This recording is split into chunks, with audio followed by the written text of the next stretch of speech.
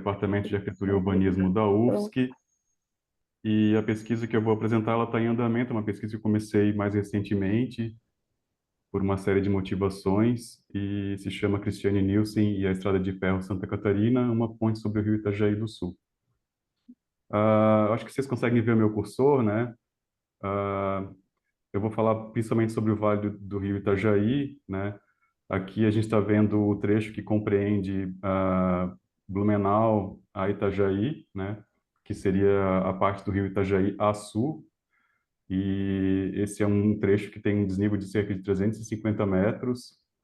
E até a metade do século XIX, a ocupação dessa região ela se deu basicamente no entorno desse rio. Então, os assentamentos de imigrantes, colonizadores europeus, ele foi se dando ao longo desse rio, se formando distritos, municípios, né? E principalmente a cidade de Blumenau, que até o início do século XX ela compreendia uma série de municípios que até então eram seus distritos.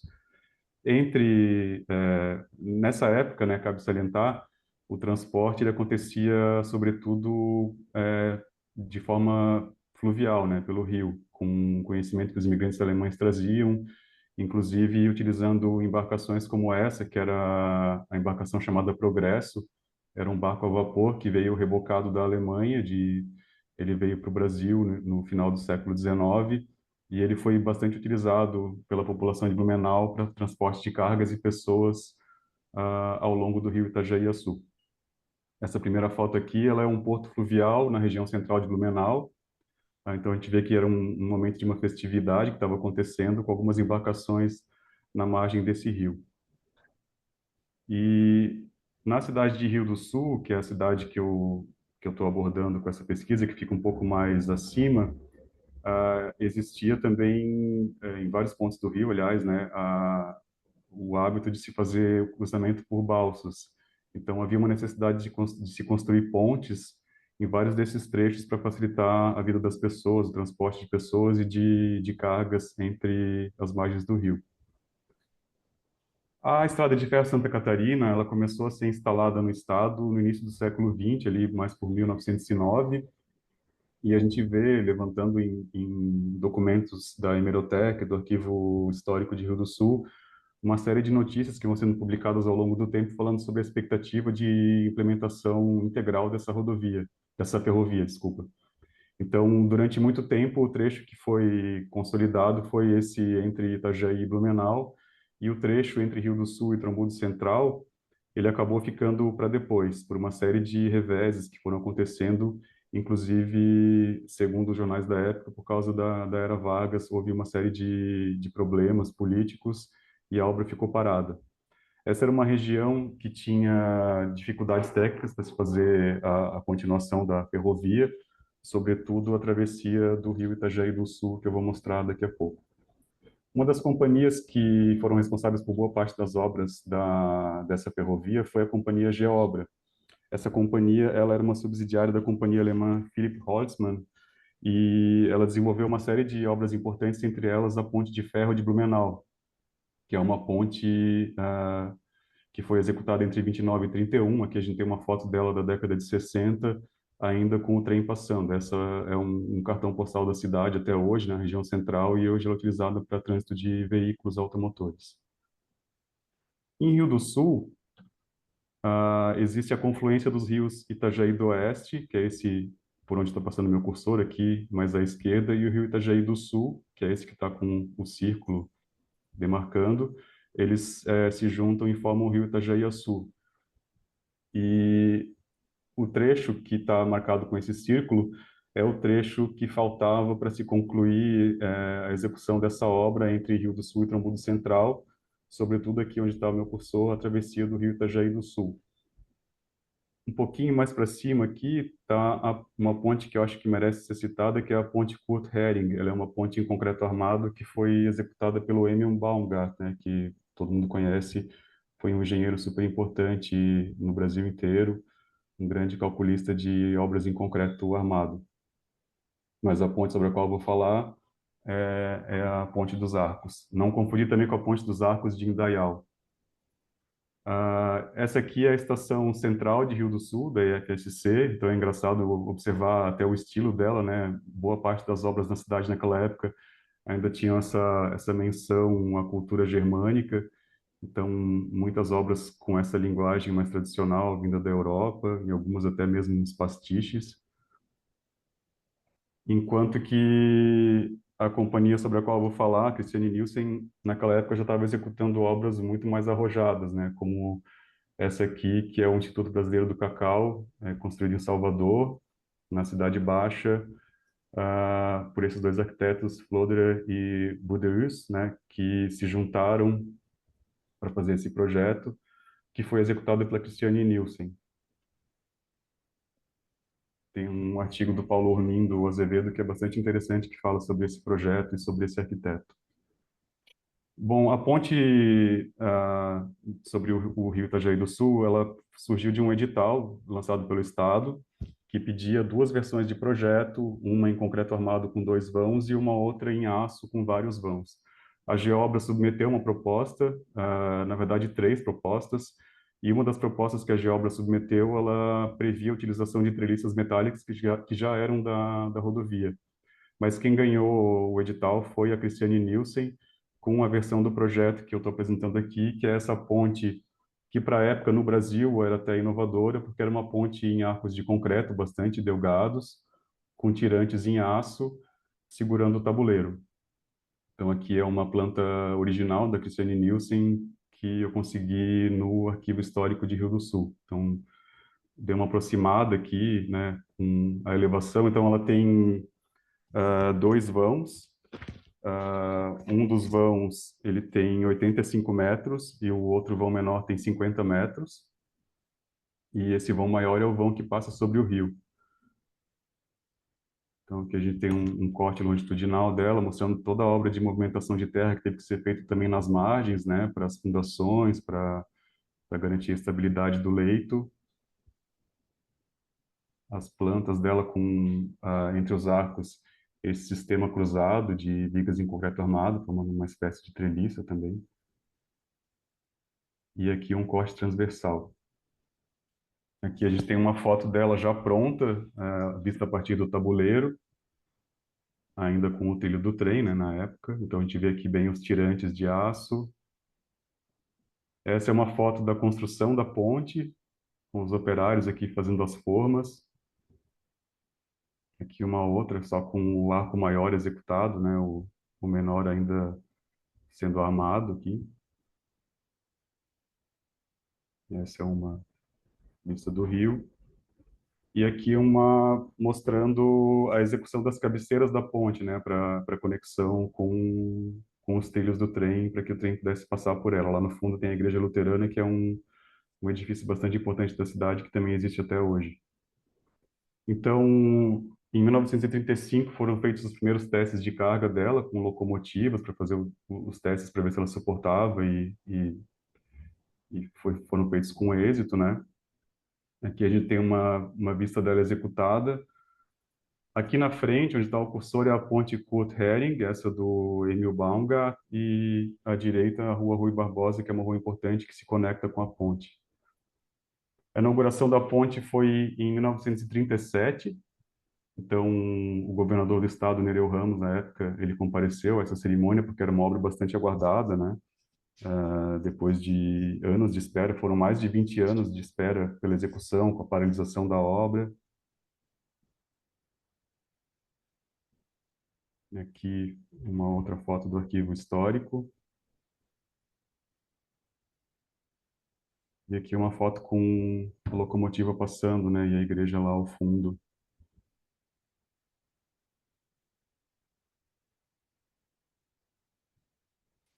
Essa ponte ela operou até a década de 70 com os trens, né? Mais precisamente até 1971, quando os militares desativaram a ferrovia como um todo, alegando que ela era deficitária.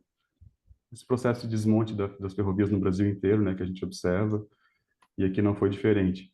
Então essa ponte ela passou por uma adaptação. Essa foto aqui é de 2001.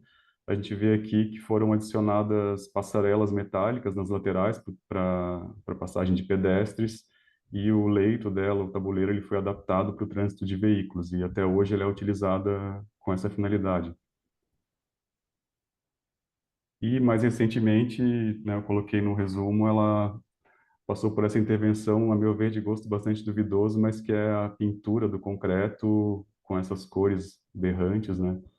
Mas ela é uma ponte que permanece até hoje em uso, é muito importante para a cidade, ela é uma ponte bastante, um referencial importante da cidade, tanto que ela foi tombada em esfera municipal por iniciativa de arquitetos que atuam na cidade.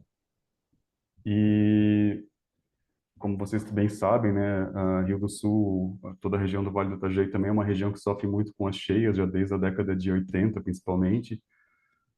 E essa aqui é uma das enchentes, ano passado teve três, que aconteceu em 2023. E 23. E a gente vê ali a água passando bem rente ao tabuleiro da ponte, né? E ela até então tem resistido muito bem a essas catástrofes que têm acontecido lá com cada vez mais frequência na cidade, enquanto que algumas já foram levadas pela correnteza, pelos destroços de casas que vão para o rio e acabam sendo levados e fazem com que essas estruturas colapsem. Mas é interessante a gente observar que essa ponte tem uma prima que foi construída em Heringen, na Alemanha, em 1910, também executada pela Christiane Nielsen. Ela fica sobre o rio Werra. Essa ponte ela foi executada num parque industrial que existia lá.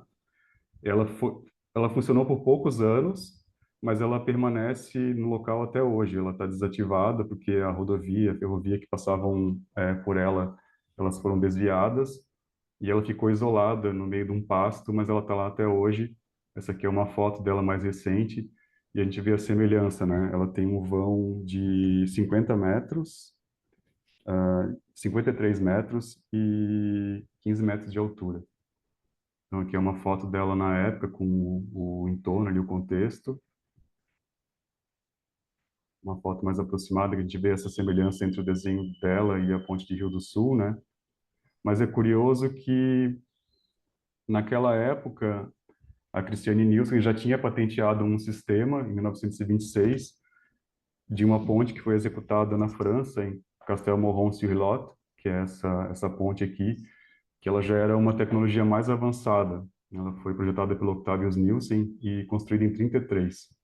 E essa ponte ela é meio que o embrião de um sistema que é usado até hoje no mundo inteiro, em pontes gigantescas em todos os continentes, que são aquelas pontes de arco em rede, em que os tirantes são cruzados, né? Então elas garantem um desempenho melhor da estrutura com menos uso de material. São pontes que deformam menos, economizam material e acabam sendo mais leves.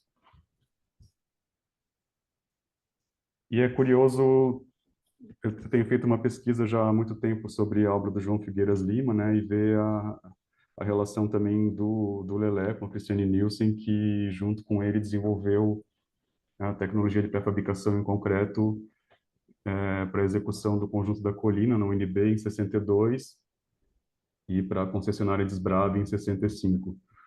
A Christiane Nielsen ela foi comprada, foi adquirida pela Carioca Engenharia nos anos 80, e a partir da década de 90 ela passa a se chamar Carioca Christiane Nielsen.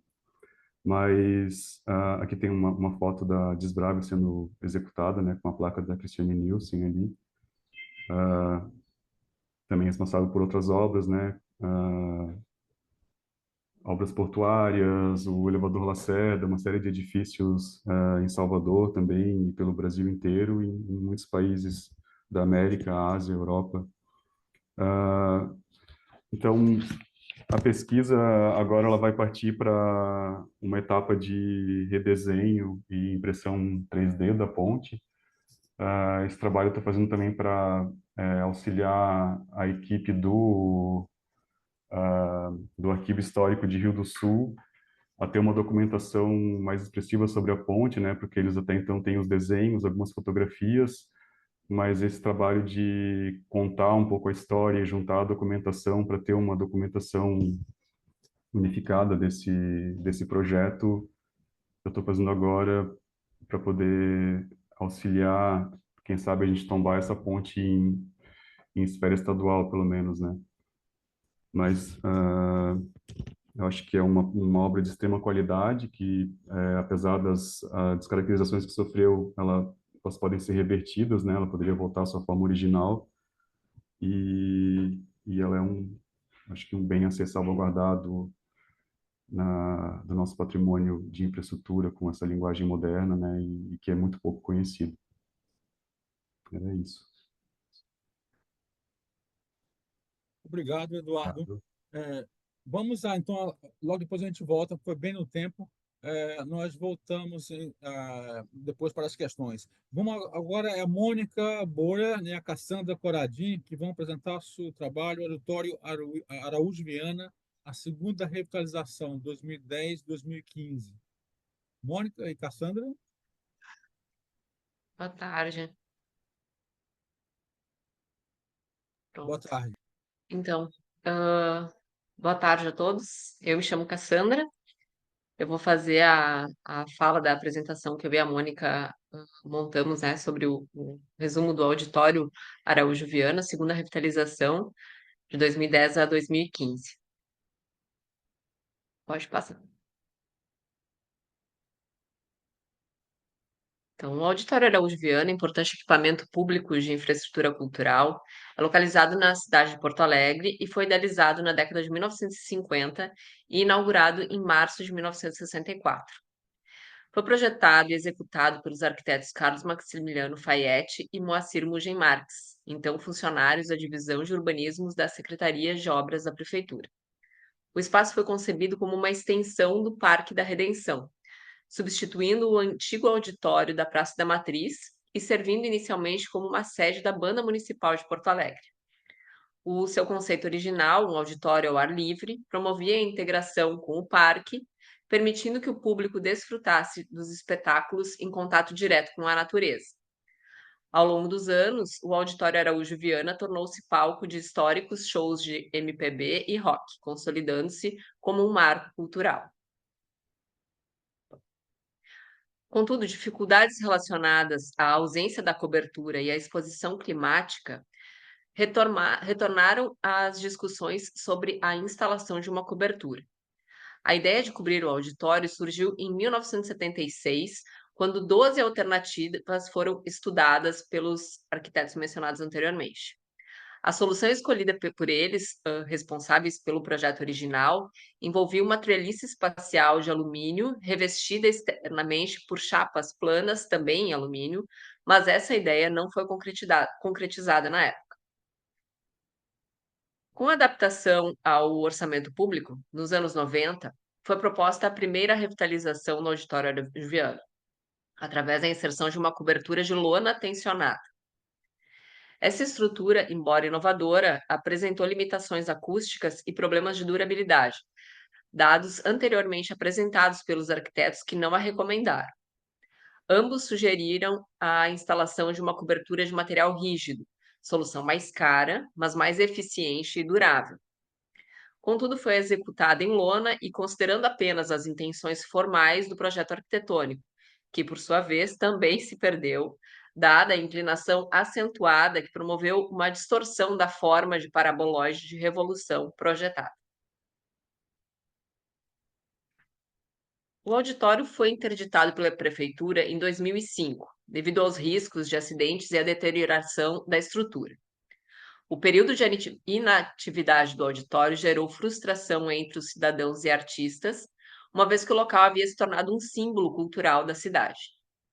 A pressão popular para a revitalização do auditório aumentou significativamente, mobilizando saudosistas, artistas e moradores da cidade.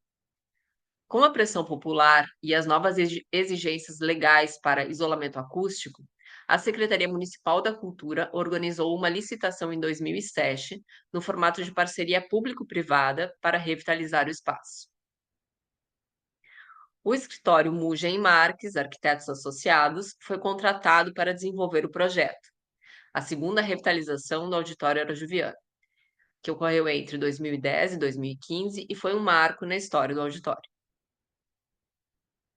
A cobertura definitiva, inaugurada em 2012, seguiu o conceito estrutural original, do estudo de 1976, mas com adaptações significativas. Uma rede de treliças metálicas radiais foi instalada para sustentar um forro acústico de madeira compensada, revestido com uma manta emborrachada. A solução substituiu a lona tensionada, garantindo maior durabilidade e isolamento acústico eficaz.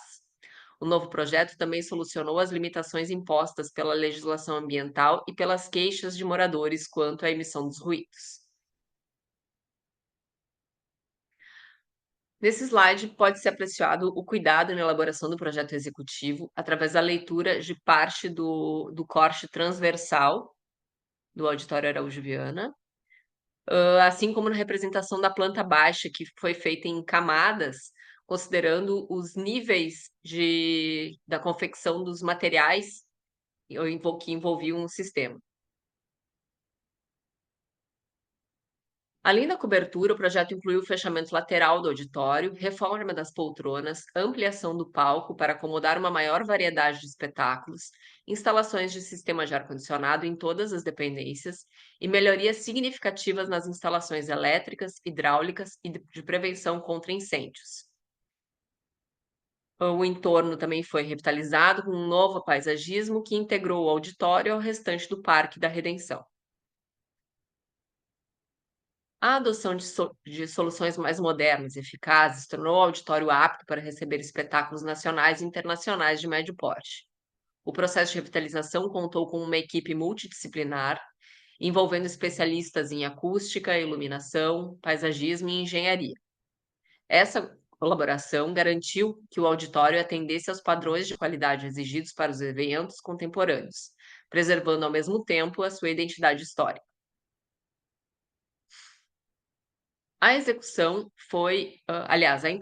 foi acompanhada por um minucioso trabalho de fiscalização para assegurar a execução correta de todas as etapas do projeto, especialmente do ponto de vista estrutural, para a contenção da cobertura e a formulação de reforços estruturais condizentes para os novos materiais aplicados no fechamento, tendo em vista que esse fechamento teria um peso muito mais reforçado, né, nessa estrutura, e que, por sua vez, então, teria que estabelecer uma conexão, teve a necessidade de estabelecer uma conexão entre as fundações, uma amarração entre as fundações, para que pudesse essa grande forma em arco, com essas duas pernas abertas, não tivesse um esforço de abertura, né? Então, foi feito posteriormente esse reforço estrutural a partir das fundações. Apesar dos ganhos significativos em termos de funcionalidade e conforto para o público, parte da população lamenta a perda do conceito original de um espaço completamente ao ar livre, onde as pessoas podiam aproveitar a atmosfera do parque sem a necessidade de ingresso e estruturas fixas. Essa saudade do projeto inicial reflete o carinho da comunidade pelo espaço, que sempre foi um ponto de encontro cultural e social. Ainda assim, o auditório revitalizado comemorou seus 60 anos com uma nova identidade, recuperando seu papel como ícone cultural e adaptando-se às necessidades contemporâneas da cidade. Hoje ele se destaca como um exemplo de como é possível aliar a modernização do patrimônio moderno à preservação histórica, mantendo-se relevante em um contexto urbano dinâmico e em constante evolução. Esse resumo foi baseado em entrevista e documentação disponibilizada pelo Dr. Arquiteto Sérgio Marques, participante da equipe responsável pelo projeto de arquitetura, paisagismo, comunicação visual, coordenação técnica e fiscalização da execução da obra da segunda revitalização do Auditório Araújo Viana entre os anos de 2010 e 2015. As nossas referências. Acho que é isso. Obrigada.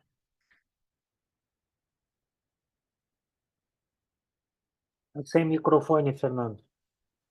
Fernando, seu microfone está desligado. Certo, desculpa, eu tinha desligado aqui para não fazer barulho. Obrigado, Cassandra. Foi bem aqui, bem antes do tempo. Podia ter mais um tempinho, se quisesse.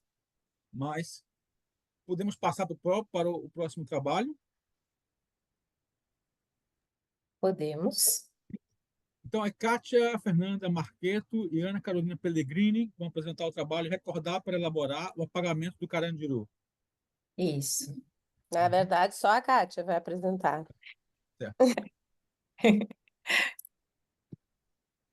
Deixa eu me encontrar aqui, como é que eu faço para compartilhar?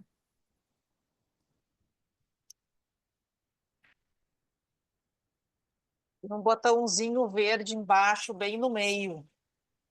Aham, Uma achei flechinha aqui. pra Daí abre várias janelas. Daí tu escolhe a que tu quer compartilhar.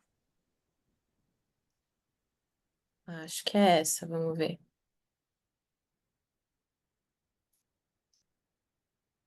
Tá perguntando, pedindo uma autorização para compartilhar. Tá.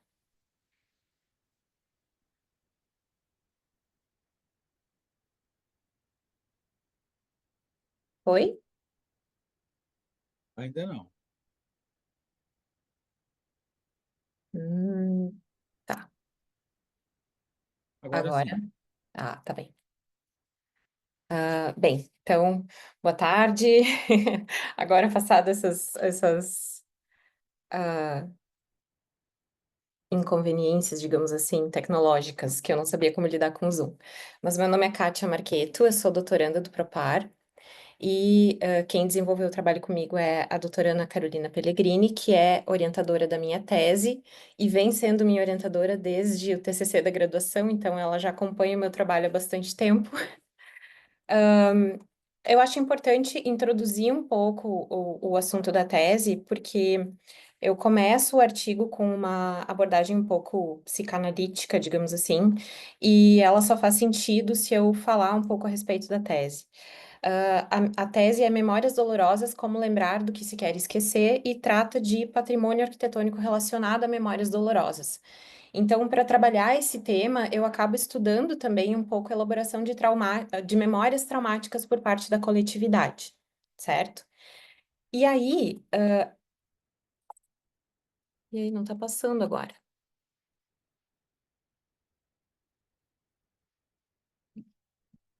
Agora sim. E aí, eu me deparei com um texto de Freud, que é o texto Recordar, Repetir e Elaborar, que é um texto de 1914. E nesse texto, Freud fala que, até que não haja elaboração consciente de um trauma, a repetição é a maneira usada pelo inconsciente para recordá-lo. Então, isso quer dizer que quando a memória do trauma ela não é consciente, a gente vai repetir, como indivíduo, a gente vai repetir aquela ação que nos recorda do trauma inconscientemente. E depois eu faço um paralelo, digamos, uma analogia com a memória coletiva a partir desse texto de Freud. Nesse texto, ele também menciona que a elaboração do trauma passa por dois caminhos. Ou o caminho do esquecimento, que é esse em que a gente repete constantemente a elaboração dessa memória traumática, ou o da recordação desse trauma para então elaboração e, né, para que a gente deixe de repetir os mesmos erros relacionados a esse trauma. No que tange à arquitetura, o esquecimento seria a demolição ou a tentativa de apagamento dessa arquitetura que nos remete ao trauma, e a recordação para elaboração seria a preservação desse patrimônio relacionado à memória traumática. E aí eu entro no tema central do artigo, no caso, que seria o Carandiru, né? O Carandiru, acredito que todos que estão aqui lembram um pouco, pelo menos, da chacina que houve em 1992, né? Mas, inicialmente, o Carandiru foi projetado e funcionou durante 20 anos como um modelo no trato carcerário, não só no Brasil, mas em toda a América Latina. Então, vinham autoridades para visitar o Carandiru, para entender como era o funcionamento desse centro carcerário, dessa prisão, porque realmente funcionava muito bem.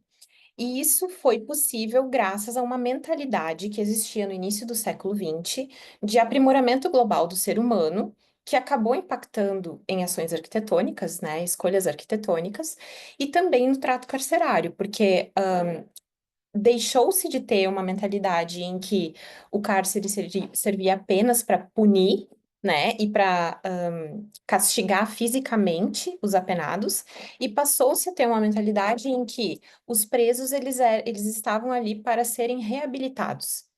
E, portanto, o ambiente desse cárcere, ele deveria ser adequado a essa mudança de mentalidade. Então, o Carandiru, ele foi projetado com base no modelo panóptico, que é amplamente conhecido em função do livro Vigiar e Punir, do Foucault, mas que foi criado pelo Jeremy Bentham, né? Me desculpem a pronúncia, mas Jeremy Bentham.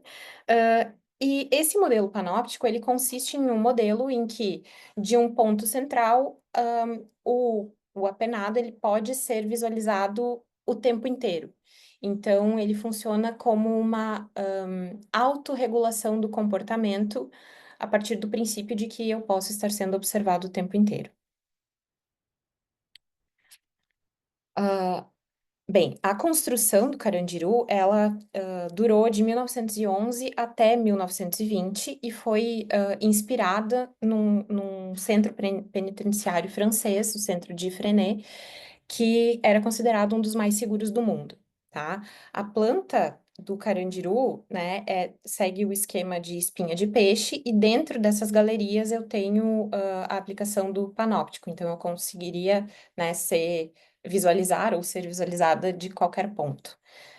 E aqui está uma imagem um pouco mais antiga, eu não tenho precisamente a data, mas pelo contexto urbano a gente consegue perceber que era nos anos iniciais do Carandiru. Aqui está uma vista já dessas galerias com as celas visíveis, né?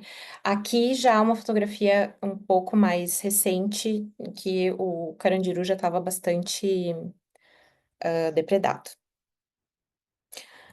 Bom, o que acontece é que esse contexto e que possibilitou a construção do Carandiru, ele foi mudando, né, fora do presídio.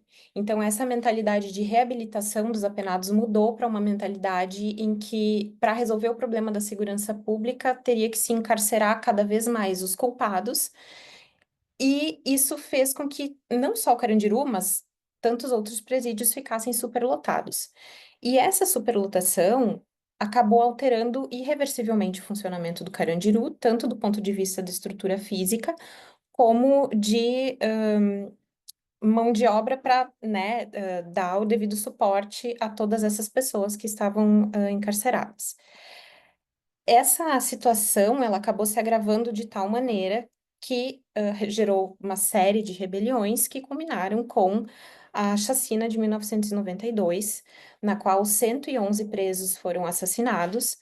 Esse número é questionado até hoje, porque essa divulgação foi feita num período num período eleitoral, e evidentemente eles queriam diminuir um pouco o impacto dessa chacina nos meios de comunicação, e é um número que é incoerente, né, com uma série de imagens e dados que se tem do que aconteceu naquele dia.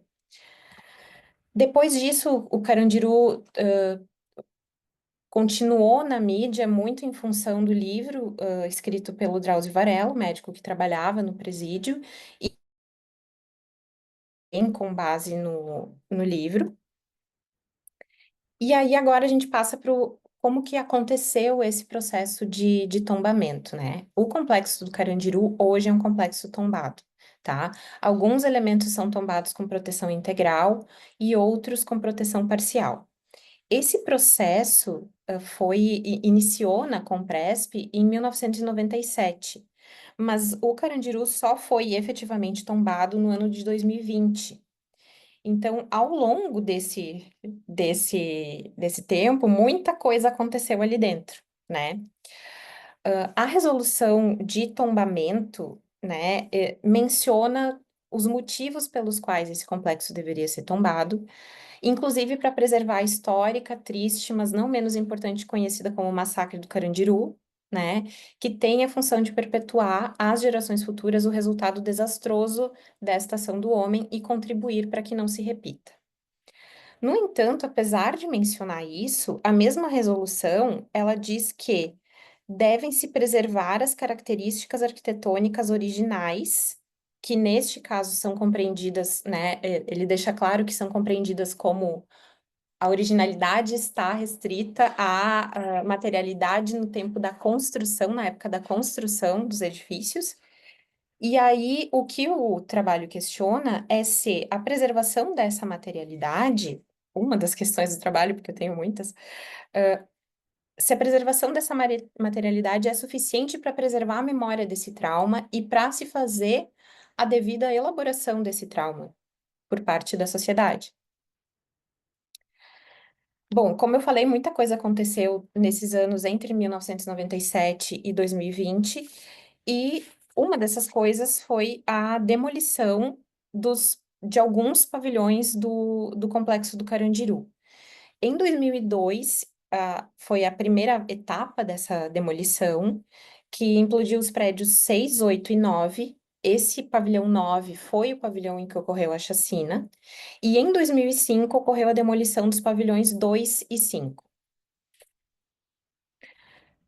Nesse espaço, hoje né, hoje não, foi implantado o Parque da Juventude, né? O Parque da Juventude é um projeto do Aflalo Gasperini e da Rosa Clias, que foi elaborado, né, para ser executado em 3 etapas e cuja etapa final foi em 2008. O projeto engloba alguns pavilhões, tá? Então, não sei se vocês veem meu cursor, né? Esses pavilhões aqui, que já existiam, foram transformados numa faculdade tecnológica. Parte dos pavilhões que estavam aqui foram transformados na biblioteca, mas eles já não têm a mesma configuração que tinham, né? Enfim, além disso, algumas ruínas ficaram no parque. Boa parte dessas ruínas não são dos edifícios que foram implodidos, mas sim de edifícios que estavam em construção na época. Então, não pode-se dizer que essa materialidade foi efetivamente preservada, né? Nem que seja para ser coerente com a resolução de tombamento. Aqui, então, tem algumas fotografias do Parque da Juventude. Aqui dá para a gente ver melhor a demarcação. Aqui onde está o retângulo amarelo é onde ficava o pavilhão 9, tá? Pavilhão 9, pavilhão 8. Aqui existiam outros 2 pavilhões, onde hoje fica a biblioteca. E a única menção à tragédia que aconteceu aqui é por essa estátua, essa escultura que fica aqui a cerca de 60 metros de onde ficava o pavilhão 9. Então, no projeto não existe nenhuma demarcação, nem do perímetro, nem vestígios da demolição que podem dar a entender que esse acontecimento traumático aconteceu aqui, né? Foi feito o projeto de um parque para substituir uma casa de detenção por um parque e uma biblioteca, o que soa muito bem na mídia, né? E isso pode ter dificultado também um pouco esse processo de preservação, porque preservar o patrimônio, qualquer patrimônio, já é um pouco difícil, né? Em função de uma série de fatores. Mas quando eu tenho a disputa de narrativas ideológicas e políticas no meio disso tudo, o processo é muito mais moroso e complicado. E aí, voltando um pouco a essa abordagem psicanalítica, que eu faço uma analogia com o que acontece no âmbito coletivo, né? Essa repetição do trauma da qual Freud fala, ela não se dá apenas entre o indivíduo que está sendo analisado e o psicanalista. Ela se dá em todos os âmbitos da vida e do convívio desse paciente, assim como acontece na sociedade. Então, a, a hipótese que eu tenho, né, é que se a gente não elabora esse tipo de trauma, e isso eu falo não apenas com relação à arquitetura, porque eu acredito, quanto mais eu estudo isso, mais eu percebo que a arquitetura é um dos fatores que precisa atuar em conjunto com tantos outros para que essas memórias sejam lembradas e elaboradas, né? Se eu não elaboro isso, eu continuo repetindo esse trauma. E no âmbito coletivo é a mesma coisa.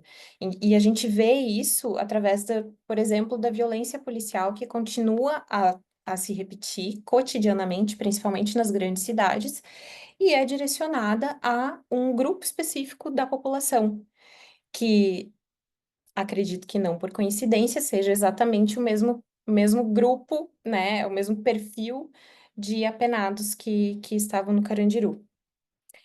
Então, né, resumindo um pouco todas as questões que eu coloco a partir, né, desse estudo do Carandiru,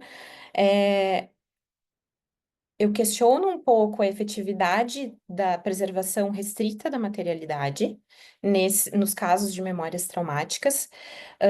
Questiono também a abordagem política que esse patrimônio pode ter, né? Enfim, coloco isso como dificuldades na preservação desse patrimônio.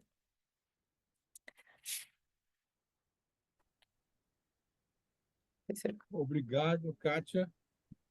Obrigada. Nós passamos, então, agora para o último trabalho da mesa, de Juliano Caldas Vasconcelos, Estrutura e Construção da Plataforma Rodoviária de Brasília. Juliano, Olá, boa tarde. boa tarde. Boa tarde. Muito obrigado a todos aí pela presença, obrigado ao Docomomo Sul pela oportunidade. Vou dar início aqui, vocês estão conseguindo ver aí? Compartilhamento, ok. Então, o trabalho que eu vou apresentar aqui, um trabalho a respeito da estrutura e construção da plataforma rodoviária de Brasília. O trabalho foi elaborado em conjunto com o colega Elcio de Brasília e também faz parte da minha tese de doutorado no Propar. Ok? Colaboração do Elcio, que não, infelizmente não pôde comparecer hoje aqui, mas que é muito importante para conseguir certos materiais aí da pesquisa e também essa parceria que eu acho que muito frutífera do Propar, da Faculdade de Arquitetura da URGS com a UNB e os pesquisadores de Brasília, né? Então, começando aqui a apresentação, essa imagem que normalmente eu mostro a respeito da pré-moldagem em Brasília, mas também que tenta, de certa forma, sintetizar essa época e esse marco que foi a construção da nova capital para, de certa forma, modificar alguns paradigmas tecnológicos da construção da arquitetura moderna brasileira. Então, essa imagem tenta, nessa síntese, mostrar, em primeiro plano, a construção da plataforma rodoviária em concreto pré-moldado, mais ao fundo, os edifícios dos ministérios em aço e a torre do Congresso Nacional, as torres, né, do Congresso Nacional, com estrutura também em aço. Então, a apresentação e esse artigo que foi submetido tenta focar na questão da construção e da pré-moldagem, do início da pré-moldagem no Brasil, especificamente em Brasília.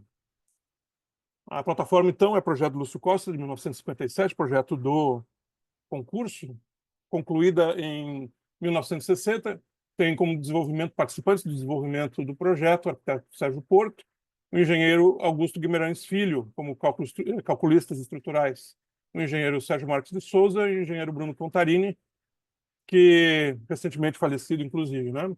A construtora Rabelo, que fechou o contrato com a Nova Cap em 28 de novembro de 58, essa é a data de assinatura do contrato da construção da plataforma rodoviária, com entrega prevista para 24 de novembro de 59. Na realidade, a previsão era 28 de novembro de 59, um ano depois, mas a construtora Rabelo entregou 90% da obra 4 dias antes. A inauguração em 12 de setembro de 1960, mas essa inauguração, a diferença aí entre a entrega da obra e a inauguração se deu com 10% apenas da obra que não estava concluída.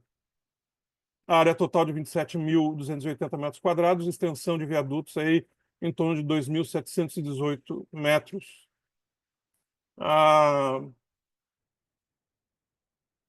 Então, o interesse pela questão da construção e da estrutura da plataforma vem justamente por ser a primeira obra pré-moldada de Brasília e mencionada em alguns autores aí como a maior obra em concreto armado do mundo na época. É importante destacar na apresentação aqui que houve essa divisão na apresentação, a decisão pela pré-moldagem a partir de um ano, o prazo, né, de um ano para a entrega da construção e a redução do número de operários. Essas foram as razões, os argumentos colocados para se utilizar concreto pré-moldado. Primeiro o prazo, depois também a dificuldade de se conseguir operários para uma obra desse tamanho. As condições para a pré-moldagem, então, o Brasil com um histórico de obras viárias pré-moldadas e sendo pioneiro em estruturas protendidas nas Américas, ou seja, no Brasil aconteceram as primeiras pontes protendidas das Américas a partir do sistema Freycinet. E a iniciativa da construtora Rabelo também é muito importante para essa obra e outras obras pré-moldadas e protendidas em Brasília. A respeito do histórico brasileiro em pontes protendidas e pré-moldadas, o primeiro exemplo é esse, que é um exemplo de recorde, inclusive no mundo, de ponte protendida e pré-moldada, é a Ponte do Galeão, no Rio de Janeiro, projeto de 46, mas concluído em 49, com vãos de mais de 40 metros, e que é um projeto que foi elaborado no escritório do Freycinet, na França. Então, os técnicos brasileiros, os engenheiros brasileiros foram até a França buscar o Freycinet para saber como elaborar o projeto da ponte, que, no final de contas, teve detalhamento do próprio Freycinet. Aparece na documentação aí até alguns croquis do Freycinet no projeto, elaborando o projeto dessa ponte. Também bastante importante aí como obra viária, dentro desse histórico, o viaduto Prefeito Negrão de Lima, em Madureira, no Rio de Janeiro. Um viaduto com 4 rampas, viaduto curvo, pré-moldado, que teve a participação do engenheiro Bruno Contarini, recém-formado, que estava se formando na época, no cálculo estrutural. E aqui depois vai surgir, chama atenção aqui para o detalhe da estrutura do viaduto em Madureira, é a sobreposição da estrutura aqui das vigas primárias e secundárias sobrepostas, coisa que depois vai ser refinada na plataforma rodoviária no seu detalhamento.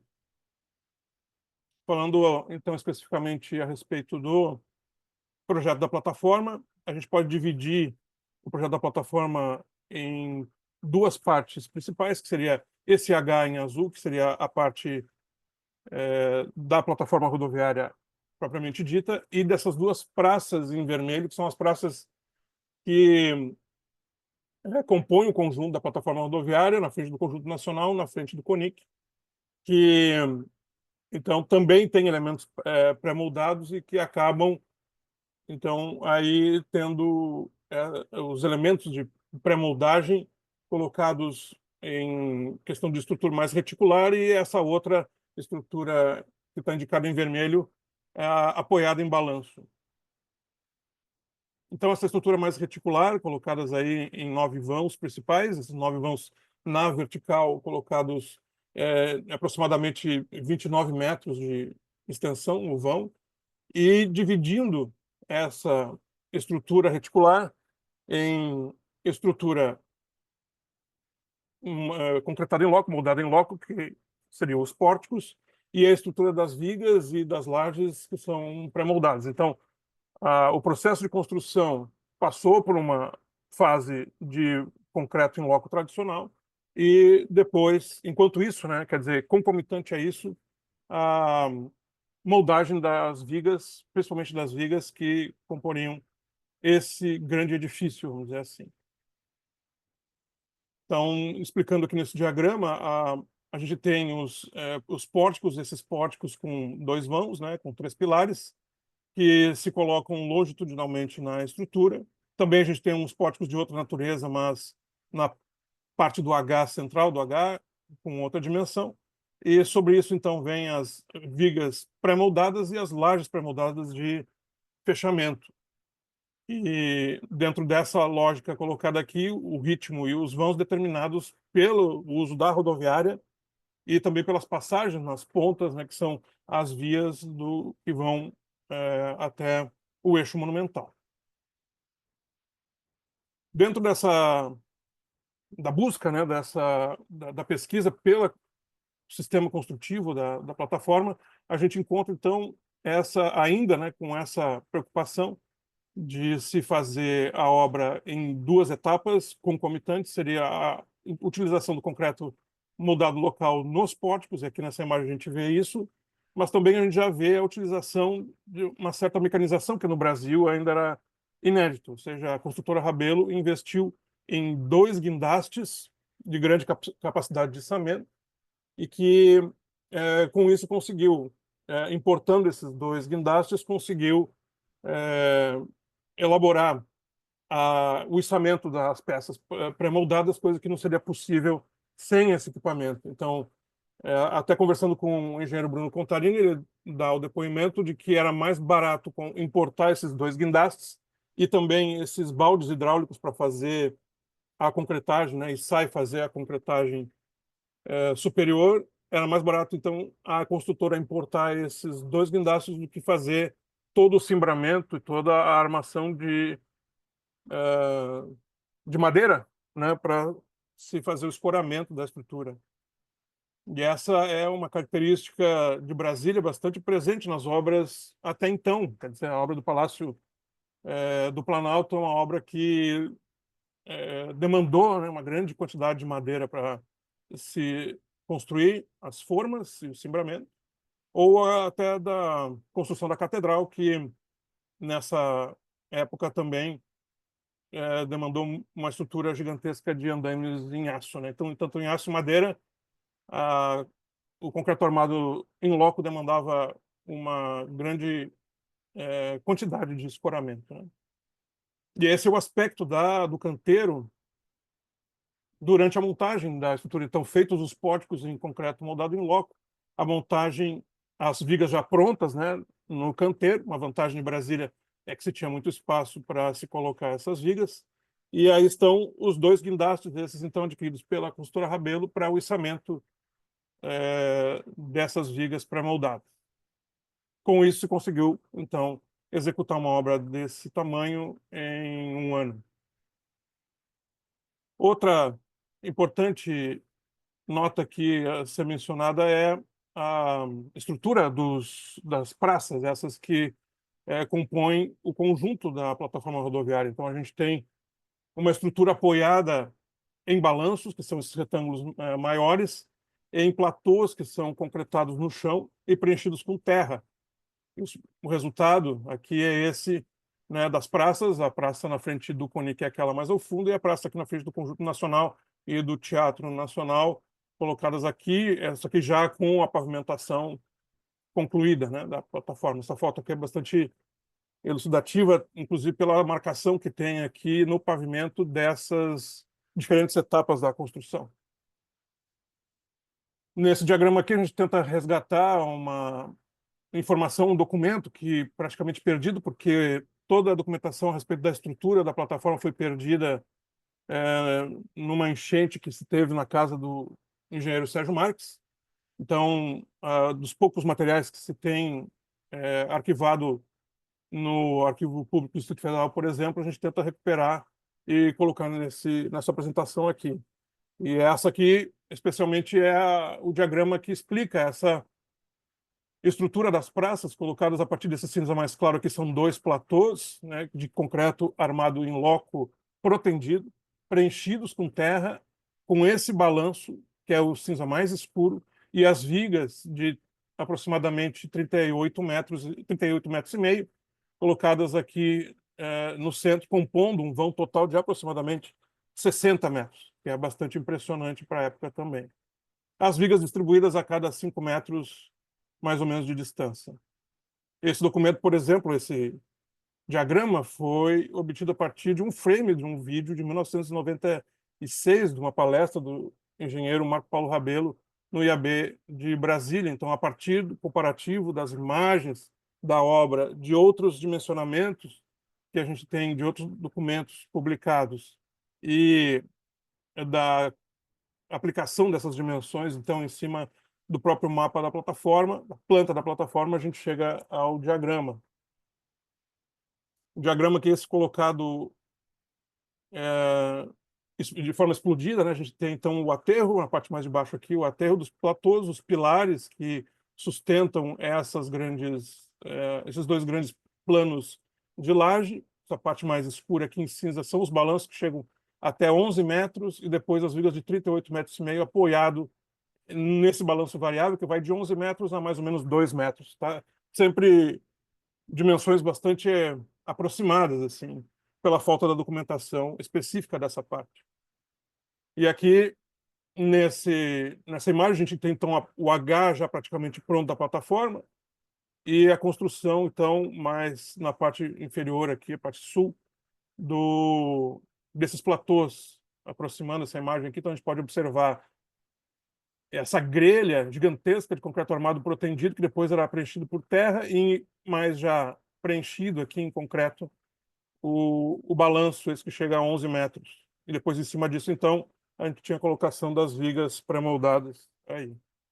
A viga pré-moldada, justamente, é o único documento da estrutura da plataforma que está no Arquivo Público do Distrito Federal. Essa viga de 38,5 metros, um belíssimo desenho aí da construtora. E a gente vê aqui vários elementos do próprio sistema Freycinet, com esses cabos saindo por cima para proteção posterior. Depois de estar colocada no lugar, a viga ainda ela tinha uma segunda etapa de proteção. E a esbeltez da viga, quando se chega ao centro, né, desse elemento pré-moldado, então onde tem maior momento cortante, a viga mais espessa e mais esbelta no meio. No comparativo entre a Ponte do Galeão, o viaduto de Madureira e a plataforma, a gente tem a dimensão, né, dessas peças e o comparativo em escala da estrutura, demonstrando aí, vamos dizer, de certa forma, uma proporcionalidade entre esses elementos construtivos pré-moldados. O resultado desse grande vão, né, de 60 metros é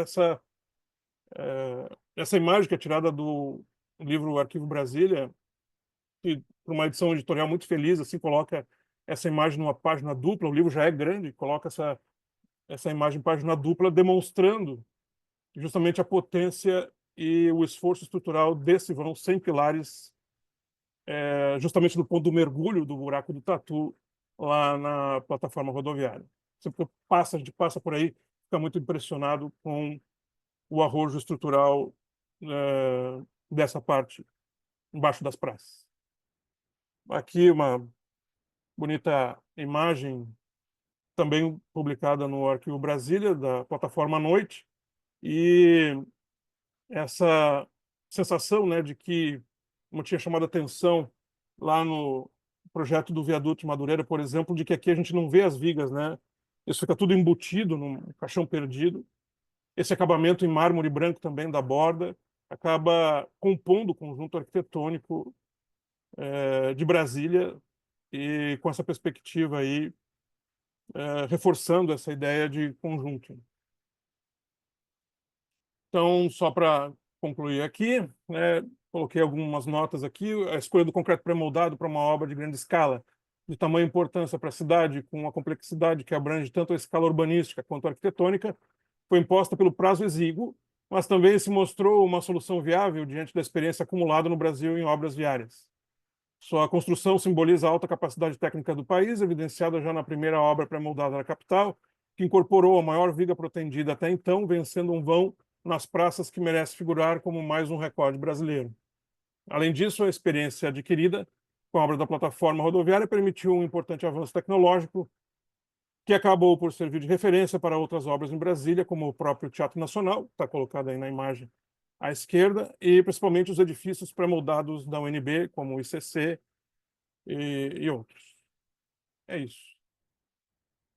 Muito obrigado.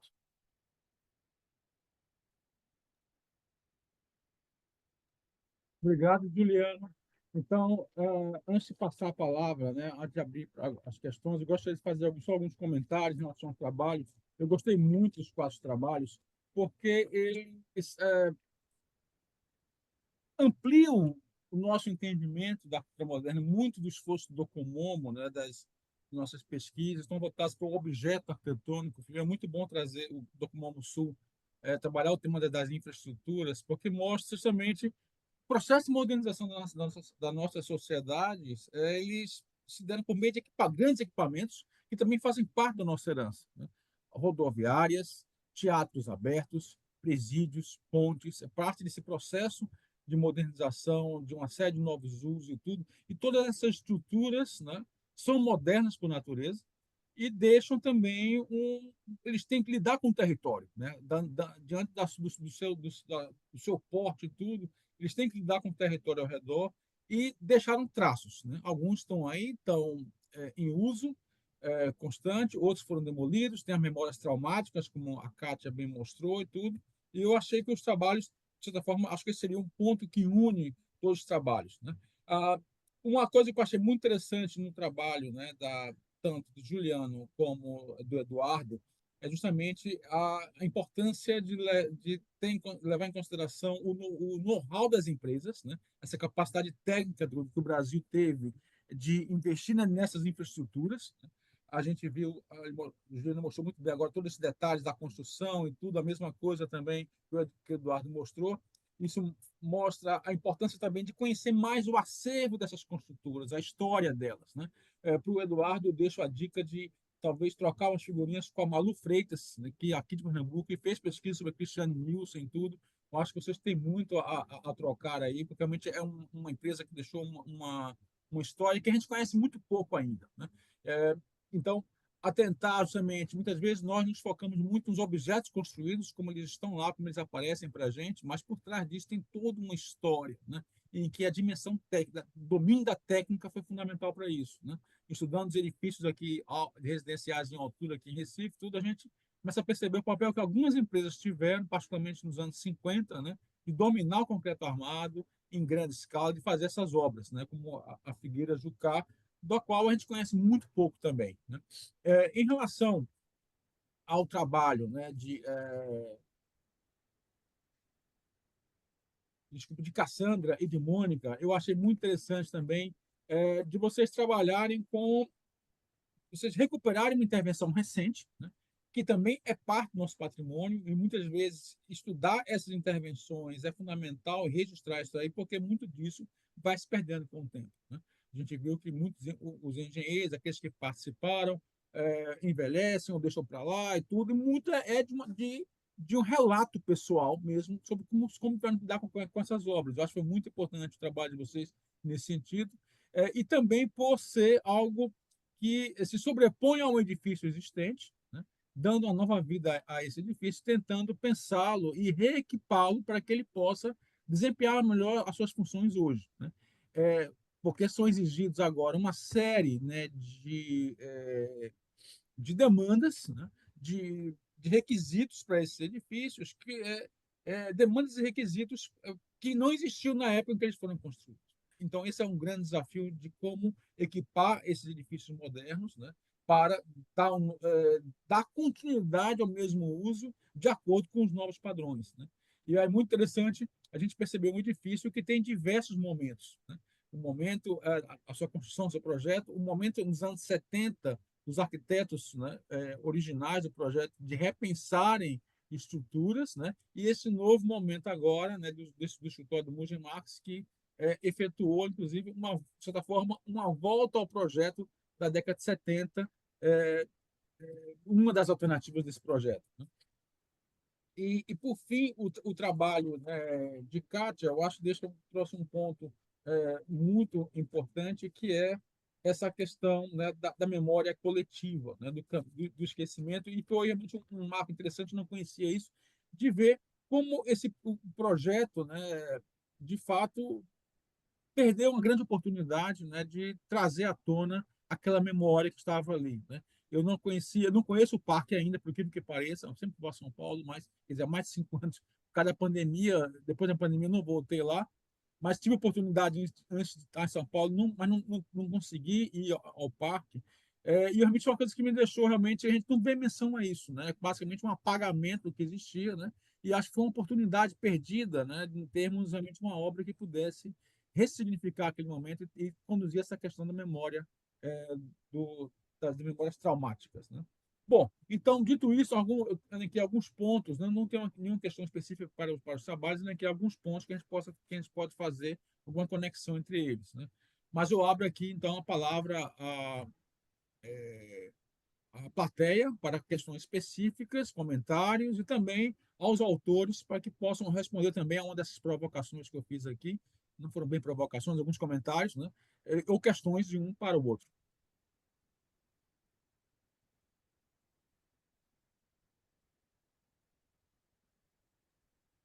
Eu posso Sérgio? falar ali cortei o Mônica. Sérgio aqui, do Araújo Viana. Eu acho que tem um super potencial por ser uma obra moderna, Uhum. que foi revitalizada e hoje é considerado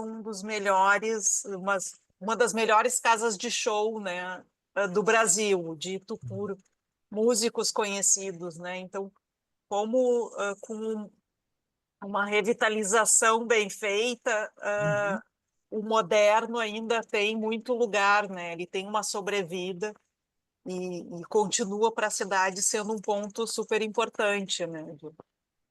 De vida cultural. E como fazer isso mantendo ainda a presença do antigo edifício? Esse é um dos grandes desafios que nós temos em intervenções contemporâneas. Sérgio? Não, eu tinha levantado a mão ali porque deu um vazio, né? E eu fico sempre como pano de fundo, né? Tem uma voz do além para preencher Sempre os pronto aqui. espaços. Mas, reiterando o que tu comentou, Fernando, de fato, dois trabalhos que tratam da memória, de alguma maneira, né? Um memória afetiva, outra memórias que a gente tem que superar, né? E outros dois trabalhos que, por outro lado, trabalham com edifícios pontes, né? Um é uma ponte literal, o outro é uma... Mas eu fiquei muito impressionado com o nível de documentação do trabalho do Juliano. Tem informações assim especificamente nessa questão da pré-fabricação, Juliano, que é um assunto que me interessa, nós já conversamos sobre isso, né?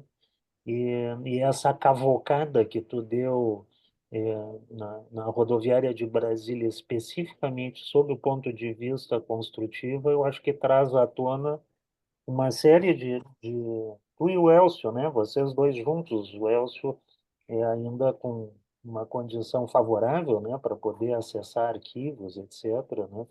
Trazem à tona informações hard, assim, de datas, de especificidades do sistema construtivo, prazos de execução, o que que é pré-fabricado, o que que não é pré-fabricado, né? Que não são nem sempre elementos visíveis e tem respostas importantes assim para a historiografia, né? Essa questão da pré-fabricação, te lembra, a gente conversou, não tem assim uma clareza, né? Os pioneirismos, tá, e tal, todo mundo sempre atribui ao CEPLAN, né, a primeira obra como uso sistemático, né? Que não tem hibridez, não tem partes, mas a gente começa a ver isso da rodoviária que eu não sabia, né? Dada a envergadura ali de pré-moldagem dessas peças, dessas vigas, né?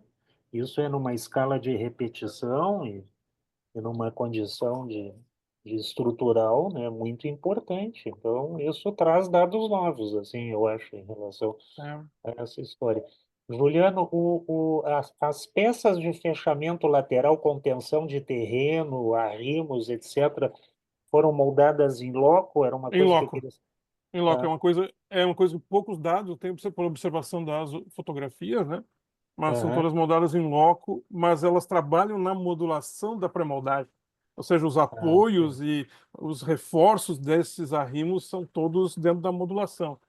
É o que Uhum. dá para observar, né? E tem uma coisa, Sérgio, na pesquisa aí, desde que comecei com essa questão da pré-moldagem, é tentar é, eliminar a ambiguidade entre pré-moldagem e pré-fabricação, tá? Aham, Porque essas obras, até 1968, quando a própria construtora Rabelo abre a sua fábrica em Brasília, é tudo pré-moldagem. E é aham. essa uma grande diferença, porque fazer uma viga de 38 metros e meio em E usina transportar. não tem como É, operacionalizar, não não, só pela dimensão, mas pelo seu peso, né? aham, Então era muito confortável em Brasília se operar com a pré-moldagem de canteiro, porque tinha muito espaço, o próprio Lelé diz isso, espaço É. nós temos de sobra. E eu ainda sabendo, quer dizer, certinho as épocas de chuva e as épocas de seca, você consegue programar, apesar que o buraco do Tatu aquele tem fotos cheio d'água, né? Foi transformado numa gigantesca piscina.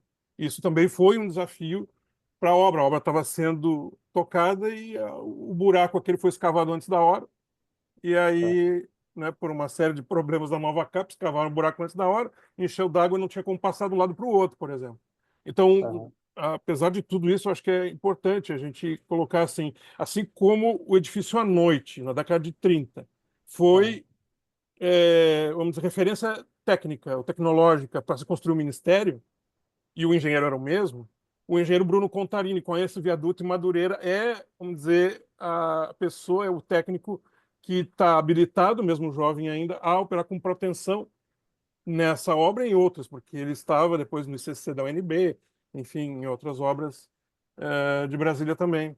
Então, acho que assim, a nossa tradição em concreto armado é que é importante ser destacada dessa genealogia, dessa tradição de engenheiros também, que acho que é sempre importante. O meu trabalho desde a dissertação, se vocês lembram, sempre destaca o trabalho dos engenheiros, possibilitando, né, criando o ambiente técnico para a arquitetura se expressar, né? Seja no Baumgart lá com a invenção dele do cogumelo invertido no Ministério, para se ter a laje plana, ou seja agora o Bruno Contarini alinhando viga primária e secundária para não ter estrutura visível.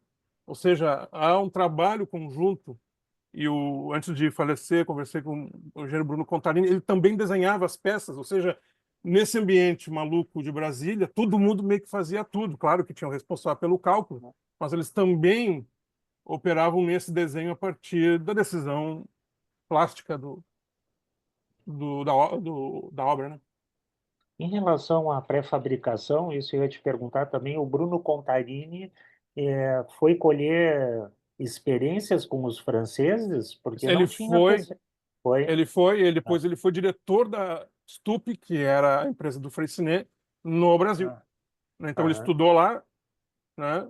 E depois virou o maior especialista de proteção. Inclusive, Sérgio, ele me disse pessoalmente nessa oportunidade que eu tive com ele, que ele trabalhou na proteção do Jockey Club aqui. Ele morou em Porto Alegre durante não sei quantos meses, né? Então, e que é uma obra importante, assim, o Jockey Club, tá. além de todo o pioneirismo, em termos Ah, arquitetônicos, arquitetura moderna, é uma das primeiras estruturalmente, obras né? de arquitetura, vamos dizer assim, Ah, né? ah, Obra de arquitetura, essencialmente, com proteção.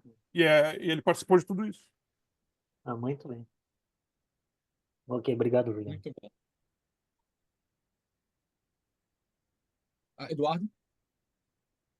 Eu queria responder, Fernando, o trabalho da Maria Luísa está nas minhas referências, bem Aham. importante, junto com outros trabalhos também de fora que falam sobre a Christiane Nielsen, né?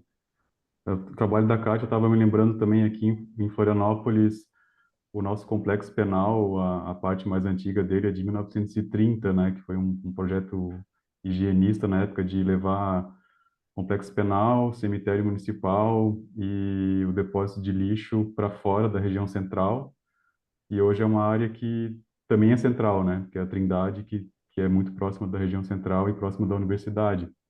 E o governo do estado agora está com um projeto de desativar esse complexo penal. Eles estão transferindo os apenados para várias unidades no interior do estado. E eles abriram uma consulta pública que fechou na semana passada para querer saber qual que são as ideias que as pessoas têm sobre esse espaço, mas eles já têm um projeto que eles chamam de Projeto Cidade da Cultura, que é de provavelmente demolir boa parte dos pavilhões e transformar num parque que eles falam da vocação turística, então, enfim, muitas coisas para serem discutidas ali, né? Porque é uma área supervalorizada, em que a especulação está de olho já há muito tempo também, e tem vários discursos sobre o que se fazer com esse complexo, né?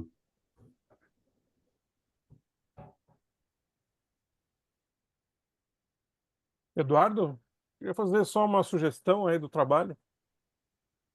Pode Sobre o falar. Christian Nielsen, também acompanho o trabalho da colega a respeito das construtoras, mas aqui na minha pesquisa aqui, a Christian Nielsen também é bastante importante a questão da pré-moldagem, porque na obra do Jockey Club da Gávea, no Rio de Janeiro, ela foi o primeiro registro de pré-moldagem no Brasil, 1924, com as estacas, não é a estrutura. O Jockey Club é famoso pelo balanço daquela marquise, né? Mas eles adotaram a pré-moldagem nas estacas, justamente porque a quantidade era enorme, o terreno era muito ruim de construir, mas o terreno foi doado, então eles tinham que construir lá. E aí, então, Lagoa, né? lançaram a mão da pré-moldagem, então tem registro assim de um mar de estacas assim no terreno. E importante porque depois, justamente, né, a Christian Nielsen também trabalha nas primeiras obras pré-moldadas em Brasília, como na colina do UNB, como você mencionou. Eles parece que foram toparam grandes desafios, né? Porque a gente vê muitas obras bastante arrojadas para a época, tanto essas obras mais de infraestrutura quanto edifícios, né? Que tinham linguagens bem inovadoras para a época, principalmente considerando no Brasil o contexto, né? Eu fiquei bastante impressionado. Cada vez que eu descubro obras novas, eu fico mais impressionado com a diversidade de projetos e de profissionais com quem eles trabalharam e aceitando esses desafios, né? Como o próprio Lelé falava também, né? Porque ele foi levando essas demandas e eles foram desenvolvendo juntos, né? Ainda mais numa época que, quando qualquer coisa fora dos programas de cálculo estrutural, os engenheiros reclamam, né? Então, É, também, exatamente. assim, historicamente, os nossos engenheiros parece que aceitavam, né, projetos muito mais arrojados que hoje em dia, né? Sim. Onde é que está o acervo da Cristiane Nielsen? Ele Boa fica em São pergunta. Cristóvão, no Rio de Janeiro, porque ela mantém o nome, né? Carioca Cristiane Nielsen. Eles têm uma parte com o acervo que eu estou tentando acessar. Ah, Mas eu acho que eles têm bastante coisa que está documentada organizado. e preservada. E da Kátia, eu Acervo. queria conversar com a Kátia sobre o trabalho dela. Eu me lembrei, Kátia, da questão do presídio central aqui em Porto Alegre, e talvez, assim, não para agora, mas, né, dentro dessa reflexão, só para conversar, assim, a respeito daqui que alguns pavilhões, ou foi um pavilhão demolido do presídio central, e que a decisão, quer dizer, é manter o presídio, inclusive construindo novos pavilhões no mesmo local, né? Ou seja, seria, quer dizer, a ação de demolição, de apagamento do patrimônio, mas ao mesmo tempo que se no mesmo lugar não se constrói, se reconstrói o mesmo presídio, né? É uma reflexão aí a respeito. Na verdade, é sempre difícil abordar esse tipo de patrimônio, porque dependendo, e isso a gente não observa só em edifícios prisionais, né? Mas, por exemplo, o Dopinho aqui em Porto Alegre. Dependendo da onda política que vem, se é uma onda um pouco mais conservadora, eu tenho dificuldades de proteger legalmente esse patrimônio e, portanto, também de intervir de uma maneira adequada, né? Porque a partir do momento que eu consigo reconhecer esse patrimônio legalmente, aí eu tomo as devidas precauções para a sua proteção. E aí isso precisa de incentivo político e precisa de recursos também, porque se eu tirar esse presídio dali, para onde que eu vou colocar essas pessoas, né? Infelizmente ainda precisamos disso, mas e aí também um filtro do que o que é realmente patrimônio que não precisa estar reconhecido legalmente. No caso aqui do Carandiru, essas intervenções foram feitas enquanto o complexo ainda estava em processo de tombamento. Então, acho que pode ter havido algum ruído ali com relação ao diagnóstico, à leitura desse complexo como um potencial patrimônio, que ainda não estava reconhecido, mas que é um patrimônio, em função de uma série de coisas. E aí, nem mesmo a materialidade foi preservada, se a gente for analisar a rigor, né? Que estava definido ali no termo de tombamento, né? Na resolução de tombamento. Então, eu acho que são muito amplas as discussões nesse sentido, assim, Juliano. Eu não sei exatamente qual é a situação do presídio aqui de Porto Alegre, né? Se ele é protegido, se ele é tombado, se ele é inventariado, o que está acontecendo ali. Mas tem todas essas questões que eu sei que atravancam esses processos, sabe? Eu não sei se eu respondi a tua pergunta. E também Sim, quero agradecer ao Eduardo por ter me falado desse projeto da Cidade da Cultura. Eu vou pesquisar a respeito, Eduardo. Muito obrigada. Eu queria ressaltar uma questão, eu falar para o trabalho do Eduardo, que é essa relação, e também acho que está presente no trabalho do Juliano, que é essa relação dos nossos modos de transporte, das modalidades de transporte, e é o reflexo disso na ocupação das áreas urbanas e também nos registros, nos rastros que eles deixaram. Como eu falei, acho que no começo, alguns estão em uso ainda, outros foram ressignificados, como foi o caso da ponte. E a gente sabe muito bem que os rios eram, né, os principais meios de transporte fluvial e tudo, que logo depois, com os trens e os bondes, isso muda, né, completamente. Então, é muito interessante entender essa lógica dentro do território, né, e também dentro das cidades, né? Acho o Recife também, que eu estudei um pouco mais a fundo isso aí, tem realmente muito isso, e eu vi esse mesmo tipo de ocupação dentro do território aqui em Pernambuco.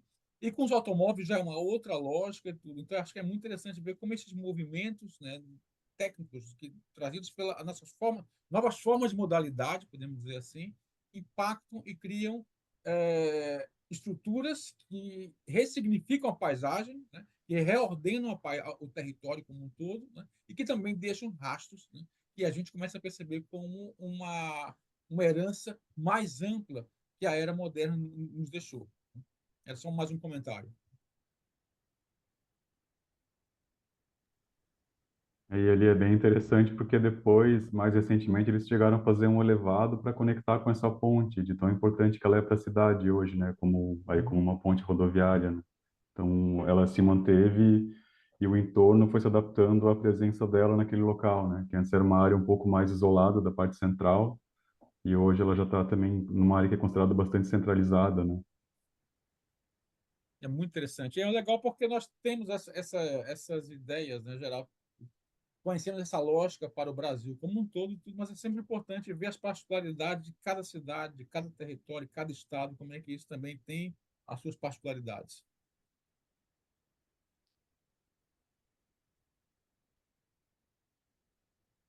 Mas temos muitos participantes aqui, não é só a mesa, né? A gente queria nenhuma pergunta da plateia.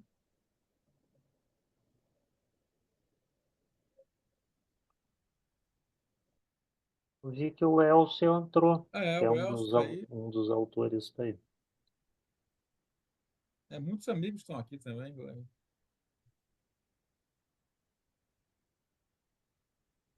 Bom, Fernando, se não temos, já estamos também próximo do horário. Bom, se não temos mais questões, podemos dar por encerrar essa mesa 3 minutinhos antes do prazo estipulado, né? Então, eu gostaria novamente de agradecer aos autores, eu fiquei muito impressionado com os trabalhos, né, com as pesquisas que foram feitas, né, com o detalhamento, né, tanto a formações teóricas, como também o enorme esforço dedicado à pesquisa e essa documentação, que vai nos revelando cada vez mais novos patrimônios, né? Então, eu agradeço a todos e eu acho que nós podemos, se não tiver mais nenhum comentário, encerrar a mesa. Muito bem, Fernando. Obrigado. Se tiveres Obrigado condições também. de permanecer na sequência, tem outras mesas, mas eu sei que tu tem que arrumar a mala. Então, Tem que arrumar mala. A correria é uma pena, porque realmente são muitos seminários. Eu queria muito estar o tempo integral aí com vocês, mas a gente vai se ver na próxima semana, né? Em isso, Fortaleza. Alguns de vocês isso. devem estar lá no arquicom.br. Muito bem. Então, vamos fazer esse intervalo de 15 minutos, 4h15 em ponto, retomamos. Obrigado a Obrigado. todos Um aí. abraço a todos. Obrigado. Obrigado a todos. Um Obrigada. abraço. Tchau. Tchau, tchau. Tchau.